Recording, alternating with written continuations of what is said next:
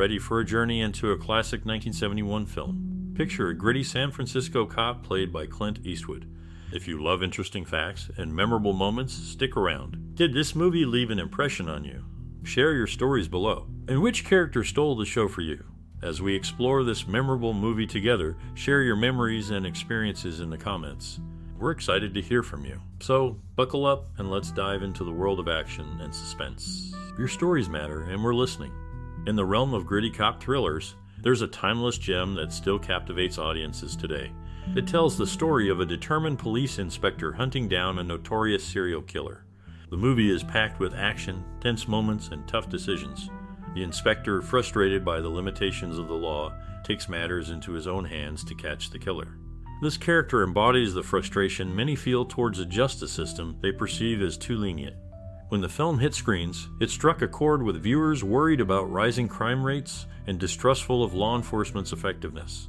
The protagonist's portrayal by Clint Eastwood is intense and memorable, capturing the essence of his defiance against authority. Overall, the movie is a gripping exploration of justice and morality in a flawed system. Through its characters, it dives into the complexities of taking the law into one's own hands. Eastwood's performance adds layers to the story, showcasing the internal struggles of the inspector. In conclusion, this classic cop thriller offers both entertainment and thought-provoking themes that still engage audiences today. Andrew Robinson, a seasoned theater actor, admitted in a later interview that grappling with a movie script was a challenge.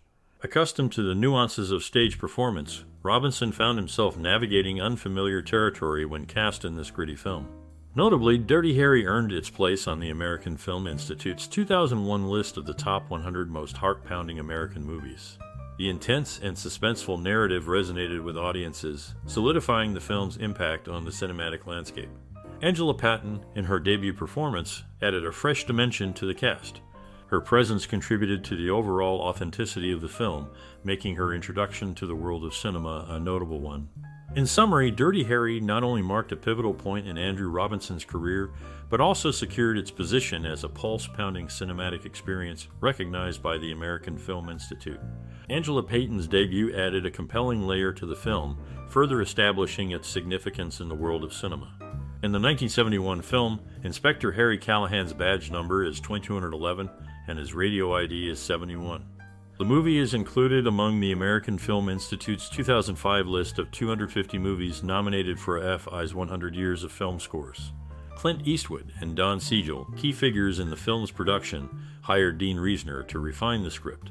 In one of Reisner's rewrites, a bank robbery scene takes a drastic turn, with Harry contemplating suicide by placing the gun against his own temple. However, both Eastwood and Siegel found this portrayal too extreme for Harry Callahan's character. In the original script of the film, the iconic quote spoken by Harry during the bank robbery scene differed from the one used in the final cut. He asked the robber if he feels lucky and whether he fired 5 or 6 shots, showcasing his daring and unorthodox approach to law enforcement. During a scene where he breaks into the groundskeeper's quarters, there's a centerfold of Fran Gerard, the March 1967 Playmate of the Month, adding a touch of irony to Harry's character. Initially, the movie was planned to be set in New York City, but Clint Eastwood and Don Siegel opted for San Francisco, California, as the backdrop for Dirty Harry's gritty tale of justice. During a football game in San Francisco, Clint Eastwood and Don Siegel got an idea for a scene in a movie they were making. They were at Kezar Stadium, and the atmosphere inspired them. In that moment, they envisioned a scene where Callahan faces off against the Scorpio Killer. This movie was the first of 6 that Clint Eastwood filmed in his hometown, San Francisco. Eastwood grew up nearby in Piedmont and later lived in Tiburon in Marin County during the 1970s.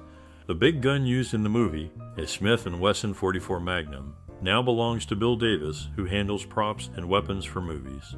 Davis bought it from the movie production company years before the movie became famous. He still uses it in other movies, showing how impactful Dirty Harry's guns are in films.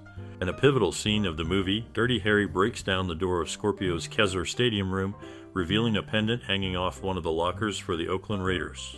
This detail adds a layer of authenticity, as the Oakland Raiders played at Kezar Stadium for a season when they were part of the AFL. Notably, Kezar Stadium also served as the home for the San Francisco 49ers before they moved to Candlestick Park. Coincidentally, in the same year as Dirty Harry's release, both Clint Eastwood and John Larch starred in Play Misty for Me.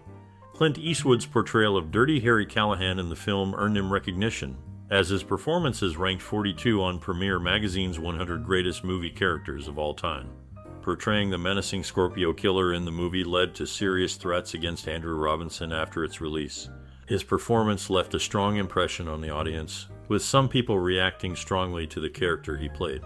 The movie's success brought unexpected fame to Clint Eastwood and Don Siegel. They were even invited to speak at police events, showing how the film influenced discussions in law enforcement during that time. Initially, producers hesitated to cast Clint Eastwood in Dirty Harry because they thought he was too young at 41. After older actors like John Wayne, Frank Sinatra, and Robert Mitchum passed on the role, Eastwood took it on. He continued playing Harry Callahan, even as he got older, portraying the character at 58 in the Deadpool, just a year older than the character's age in the original script. The movie left a mark on both the actors and the law enforcement community, with Robinson's performance sparking strong reactions and Eastwood winning over doubters to become known for the character he portrayed. Clint Eastwood delivered a memorable performance as Dirty Harry Callahan, earning recognition as one of the top 100 performances of all time by Premiere Magazine.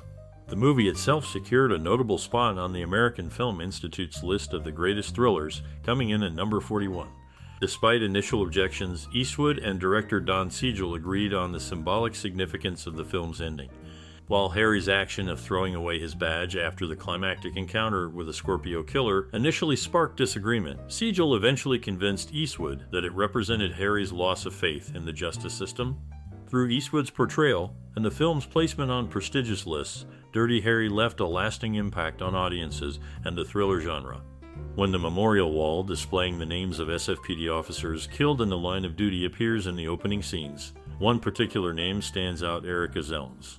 Zelms was one of 2 SFPD officers who potentially encountered the infamous Zodiac killer on the night of October 11, 1969. Despite possibly crossing paths with the killer, Zelms met his end less than 3 months later during an unrelated investigation. In a 1980 interview with Playboy, George C. Scott revealed that he was initially offered the lead role in Dirty Harry. However, the script's violent nature led him to decline the offer.